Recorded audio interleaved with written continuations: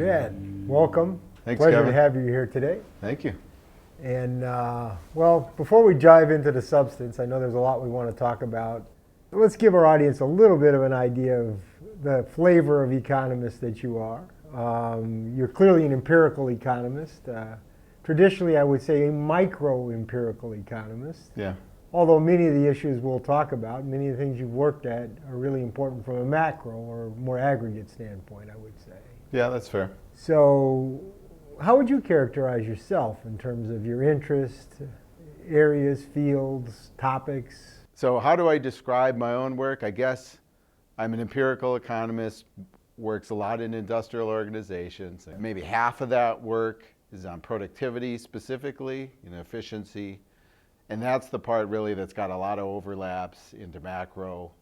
And then the other half is kind of a grab bag of traditional industrial organization topics like consumer search behavior, principal agent problems, and then actually a sort of a concentration within that in kind of like boundaries of the firm stuff, vertical integration and supply chain issues.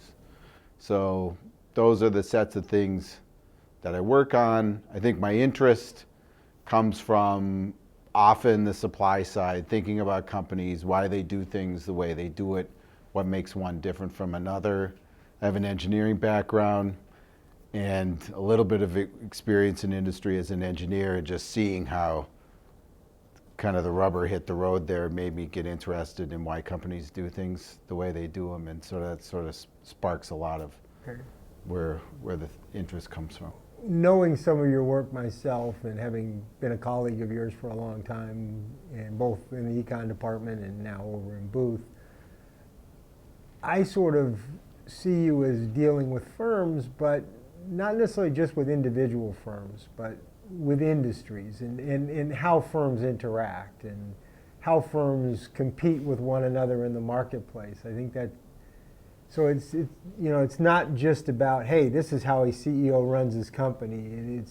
It's more like, how does an industry work? That's very true. A lot of it is like, here's a system of firms acting together. How does each one react to the system, and then how does each one's behavior add up to the system that you see? So I think that, yeah, that's very fair. A lot of times it's not so much a case study of company Y. It's, here's a set of companies working in the market together. How do they interact? What makes one different from the other? And how do those differences show up when you add it all up to look at the market as a whole? Now that's kind of true of economists in general. I mean, economists study consumers, economists study firms, but typically our focus is broader. We're interested in markets. We're interested in how does the airline industry work, or how does the oil industry work, or many other industries, and ultimately up to macro, and we'll talk about macro and kind of more the economy as a whole.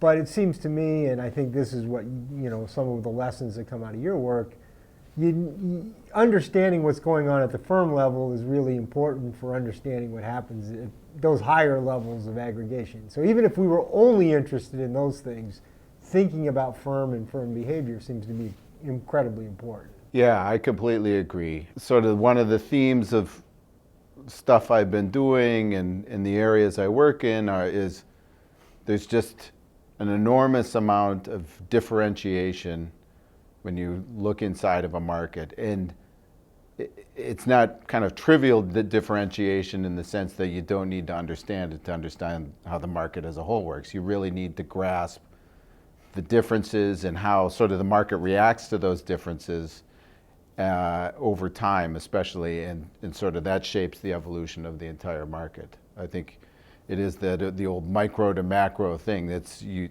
The distribution matters for the aggregates.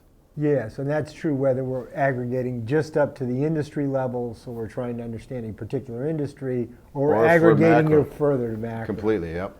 Okay, so we'll talk about that. Now, one of the things you've done over your career is study particular industries. So, for example, I know you did a lot in cement or concrete. Yeah. You know, I think you've worked on both cement I and have concrete. Right? mostly concrete, but some cement. Right, and people don't always Yes, understand no the one difference knows the between difference. two. That's right. The thing on the sidewalk is concrete. It That's has right. cement in it, That's but right. it's concrete. Right. But we won't get into that. Okay, I was going to say I was going to give my pitch, but Oh, you give your know. pitch. Go ahead. All right, Show so- them you know something about the real world. Cement is an ingredient in concrete. You make concrete by mixing cement with sand, gravel, water, and some small amounts of other chemicals called admixtures. So the way I explain it is cement is to concrete the way flour is to bread.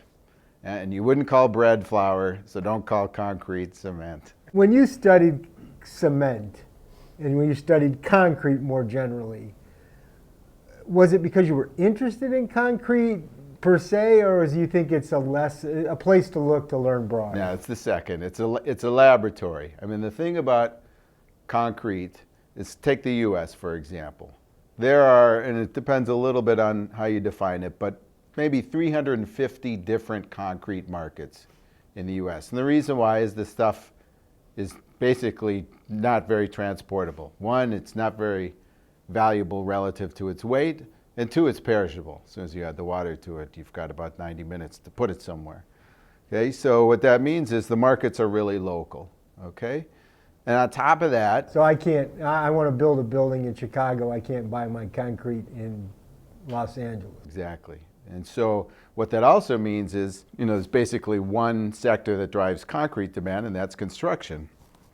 And for a lot of reasons, there's just a lot of variation in construction activity across space. And so what you've got is each one of these sort of petri dishes, in some sense, is a different market, and each one is getting moved around differentially by demand, and sometimes they have differential supply stimuli. Or So whatever you what wanna you're call it, saying too. is, what you call the demand side is, in some areas construction's booming, simultaneously you might have construction really lagging in another part of the country. Yeah, exactly. And those differences can be temporary, they can be permanent. That's right, and you can use the variation that exists across those markets to ask questions about economics, which are, if such and such happens in this market, how does the outcome look different? Whether it's prices, quantities, entry and exit of producers, the nature of interaction between the competitors. Each one is, in some sense, a separate experiment, and you get to be running these 350 experiments simultaneously. And so you can make these comparisons. In economics, if we're interested in markets, in general, we don't have a laboratory. We can't just create a market and study it. And even when we do, sometimes people do, we often criticize them because those are phony markets, they're not real markets. Right. We tend to rely on markets that are out there. And if I had a world market, that, in other words, what we mean is, it was easy to transport high value goods. I got diamonds and they can be sold everywhere, and I can mine them in South Africa and sell them in New York, and mine them in Russia and sell them in New York, and they can move around the world. Yep. I get one petri dish at a point in time. Exactly. It's not a perfect flow of goods, but enough that it's hard to think about discrete markets. You're saying for concrete, because of the characteristics, one, even within the U.S., I'm going to get 350 different markets every year Yep. that I can look at.